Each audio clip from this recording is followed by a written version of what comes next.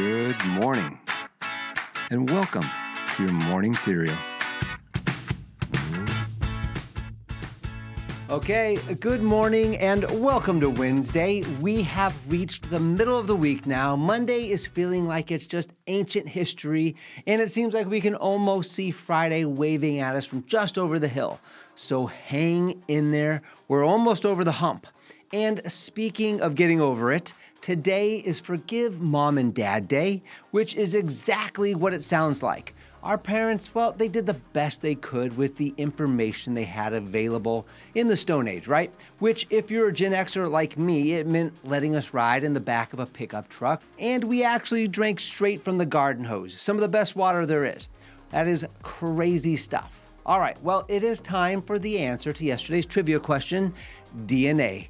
The abbreviation for deoxyribonucleic acid is DNA. And now it's time for the essential vitamins in your morning cereal. Today's quote, and it's from birthday girl Queen Latifah. She's turning 56 today, and she once said this, quote, "Be bold, be brave enough to be your true self.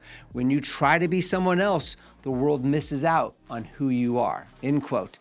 Now, your morning decode. Now, first, I love this idea. And second, it emphasizes self-acceptance and authenticity, right? Embrace your own strengths rather than conforming to others' expectations.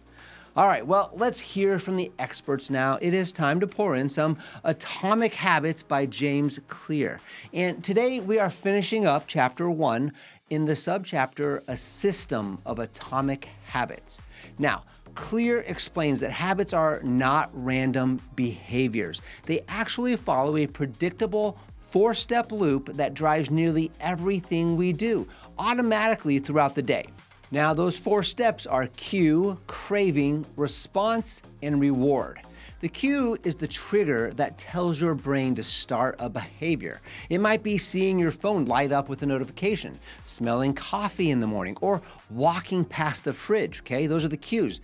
Now, the craving is the motivation behind the behavior. It's not necessarily the habit itself that we want, it's the feeling that the habit provides. We don't crave brushing our teeth, for example. We crave the feeling of a clean mouth.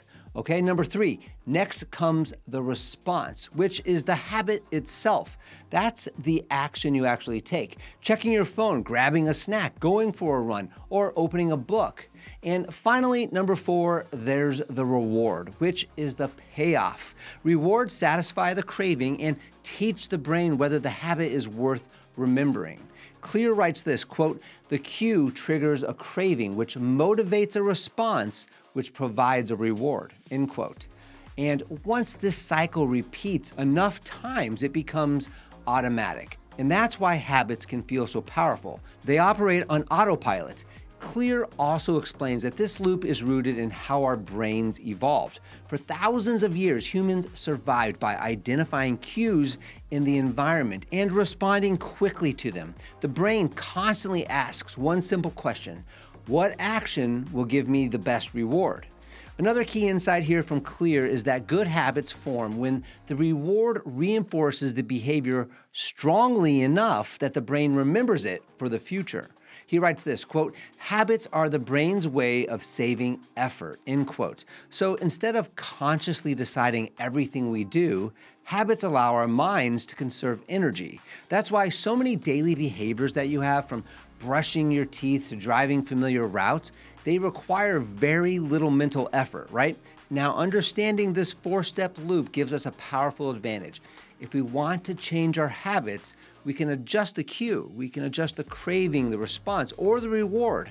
So, for example, making a habit easier to start can dramatically increase the chances that it sticks. And Clear's point is simple, but it's profound here. Habits are not mysterious forces. They're systems that follow predictable patterns. All right, your hump day takeaway is once you understand how habits work, you can begin designing them instead of just reacting to them. All right, friends, forgive your parents today. Build a better habit for tomorrow. And remember, most of life runs on autopilot, so make sure the habits in the driver's seat are the good ones. All right, now it's the prize from the bottom of the box, the morning cereal trivia question of the day. Who built the Chichen Itza Pyramid. All right. Well, thanks for listening to Morning Cereal. We will see you back here tomorrow for the answer to the trivia question and more sugar for the soul. And until then, have a fantastic day. Don't forget to follow and subscribe to the Morning Cereal podcast on the One Life Live It channel. You can find more episodes and videos by visiting our YouTube channel and the website at Sean Inglis and at SeanInglis.com, where you can also follow our other podcasts, the Mr. and Mrs. Inglis podcast and the Life Happens podcast.